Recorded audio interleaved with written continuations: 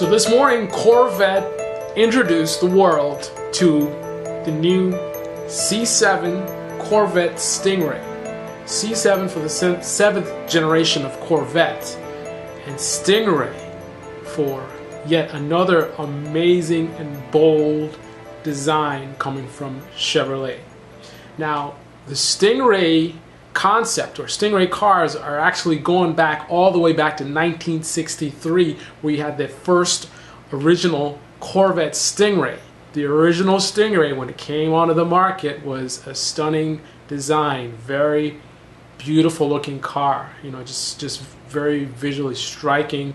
And that car is, again, one of the few cars, I'm not really that much in the classics, but it's one of the few cars that I actually do like it. It looks very, very nice even today, 2013. I can still appreciate that. But that was the C2 Corvette, based off of a prototype design which came out before that, which was basically kind of a more compact Corvette. And then they had the production one in 1963, and here we are in 2013, which is not that far away from 2009, where, you know, things weren't that good at Chevrolet. So it's nice that they've come out with this amazing car. It's beautiful, and without, you know, you don't want to hear me talk about it, you want to actually see the car. So let's get to the car very quickly. This is the new Corvette Stingray 2013 C7, coming with 450 horsepower, 450 foot-pounds of torque for power delivery. That's coming out of a 6.2 liter V8 engine. It's the LT1 engine. It's available with a manual or an automatic transmission, 7-speed manual with rev match. Yes! Someone's listening. Manual transmission, 7-speed manual transmission at that. Expecting it to be very fuel efficient in that 7th gear.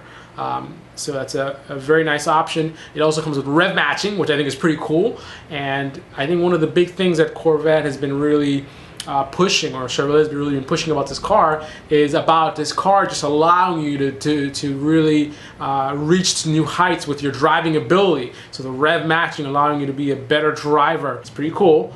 And the automatic is a 6-speed with paddle shifters. So that's the basic package. As far as wheels, you can get 18 in the front and 19 in the rear, or 19 in the front and 20-inch in the rear. There's a Michelin Pilot Power tires that's coming with the car.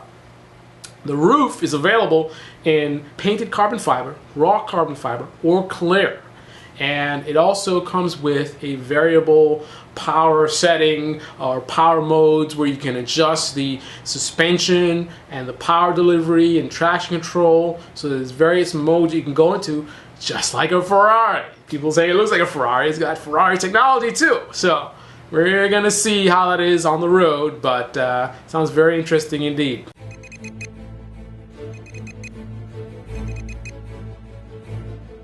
An amazing new design. Now, a lot of people, let's look at the car right now. A lot of people have made comments about this car and the back. So here's the back of the car, and people are saying it looks too much like a Camaro. And I gotta admit, you know, I'm kind of in the middle. It's aggressive, definitely aggressive, and I think it's visually appealing. Am I sold on it? Not 100%, but I am leaning more towards being sold than I am leaning towards not being sold. So I think I kind of like it, but I'm not sure. Maybe it'll grow on me, kind of like the Lamborghini Aventador. You know, I was, sadly to say, I'm a Lamborghini fan, but I was much more excited about the 458, the Ferrari 458 when it came out, than I was about the Lamborghini Aventador. However, now I'm definitely liking the car a lot more. Same thing with the Enzo Ferrari. Didn't too much like in the beginning. Now it's kind of growing on me. So I don't know. Maybe the back of the car will grow on me. Comment below. Tell me what you think about it. Some people are like, ah, it's ugly. Some people are like, oh, it's cool. You know. So here, I want to hear what you guys think about it. Comment below. And I actually saw a comparison. Let's look at the side view. Comparison of the side view to a Nissan GTR. And I don't know, maybe that's a stretch. I do see, if you see that angle right on the front of the door, kind of going down and sliding back, and I don't know, I see some similarities, but clearly the GTR is a little bit of a different car.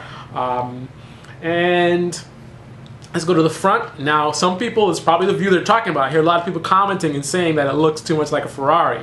I'm putting words in their mouths. They didn't say it looks too much. People just keep saying, it looks like a Ferrari, and I assume that's kind of a negative comment. I know they got the LED lights and a lot of muscular, design cues to it. There's a lot of angles, and somebody actually commented it's got too much going on. I got no problems with it. I think it's a very flashy looking car, very attractive, very stylish, aggressive, muscular. I like that. Definitely like that. Love the curves, how sharp it is. It looks mean, looks aggressive, looks like it's ready to take you out. If it looks a little bit like Ferrari, you know what? Even as a guy like me who's a Lamborghini guy, I can appreciate that Ferrari makes some really sexy looking cars. The 458 looks amazing. The F430 looks amazing, and even the 360. I've seen some really amazing cars, depending on the color and stuff like that. But it is definitely a very visually appealing car. That's all I have, folks. I want you to comment below and tell me what you think about the car. I know it's very controversial. Some people say it looks like a Ferrari, but so what? Ferraris look great. Some people say it looks great, not so great. The back is crazy.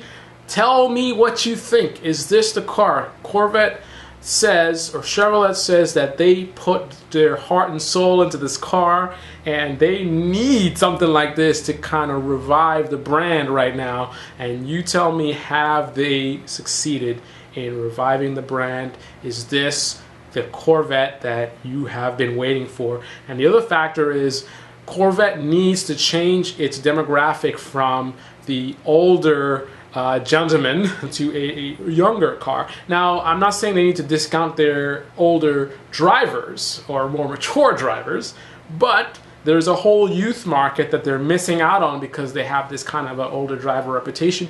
And as a car guy myself, when I go to the meets, a lot of the guys driving the Corvettes are generally older than myself. And as you can tell, I'm very young. No, I'm just kidding.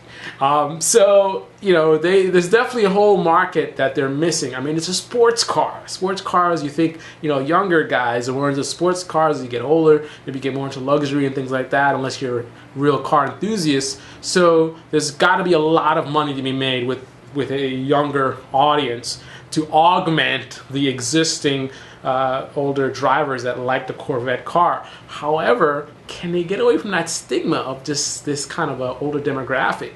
I mean, even look at a person like myself. I love cars, and I've been impressed with Corvette cars for quite a while, but I just couldn't bring myself to buy it because it's just the design. I don't know. It's just something about the Corvettes always just rubbed me the wrong way. Not that it's ugly, but it's just, I don't know. I couldn't see myself driving a Corvette. And this is just visually. I love technology, but visually, I just, I'm going to spend that kind of money, or I'm going to get a nice car. I want it to sound good, look good, perform well. So, but this car, I definitely would take consideration into purchasing the new car. So, what do you think? Is this the car to bring back the Corvette brand? Comment below. Well, there you have it. That is the new Corvette C7 Stingray, and it's all the details I have available right now. I'm going to put a link to the website here where you can get some more details, hopefully, and comment below. Tell me what you think about it. You're watching Carlyle's Picks.